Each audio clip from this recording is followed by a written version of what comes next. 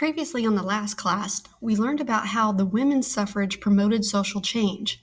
There was an assignment to make a private comment in Google Classroom about suffrage and abolition. Today's lesson is about a new arts and sciences of the Industrial Revolution. Keep in mind the essential question, how does science and technology affect societies? First topic, how did science challenge beliefs in the Industrial Revolution era? First, let's look at the concept of atoms. All the matter that we know of in the universe is made up of tiny particles called atoms. These atoms combine to make chemicals in specific ways.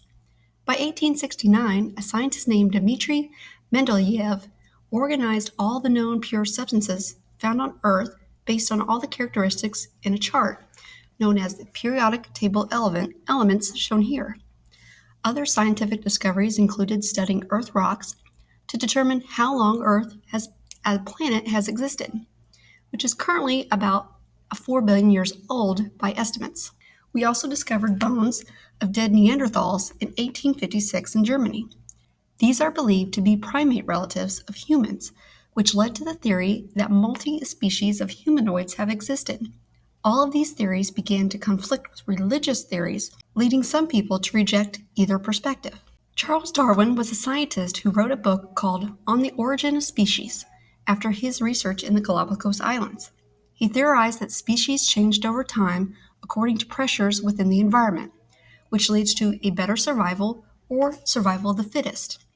The video included here is a good one to watch on your own. Darwin's theory was built on Thomas Malthus' theory that populations are controlled by the available food supply.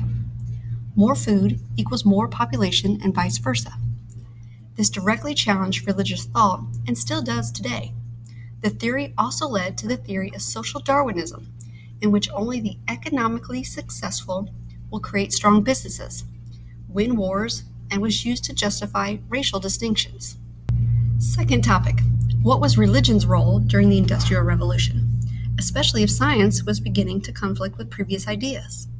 The harsh living conditions created by the Industrial Revolution pushed some people toward religion as a way to comfort themselves. Religious groups such as churches tended to human needs of food, shelter, and health care because many people were struggling with access to these resources.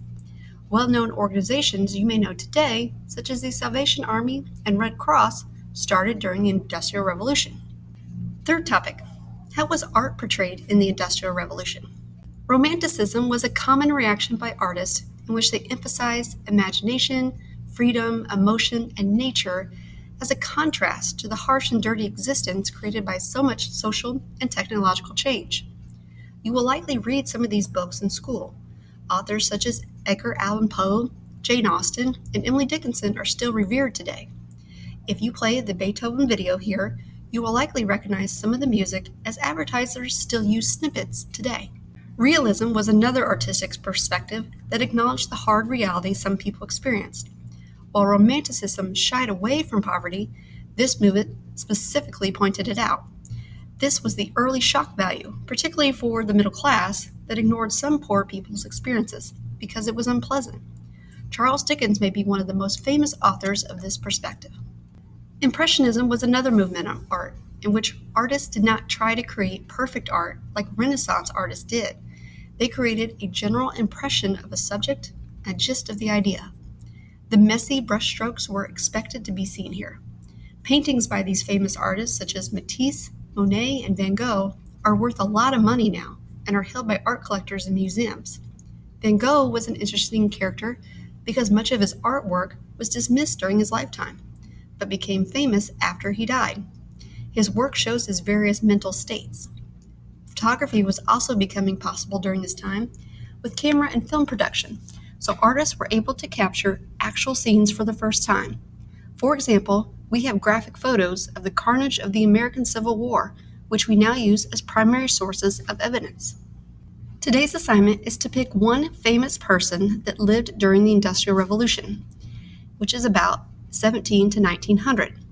Your person can be a scientist, charity organizer, painter, musician, or an author that we discussed today. You need to search the internet to find a website link that shows their work. Paste the entire link into the Google form that is available in Google Classroom under today's date. Explain what this person contributed to their field of work and what did they accomplish. Lastly, copy today's notes into your world history notebook. Remember, these can be used on the chapter test and are an easy grade.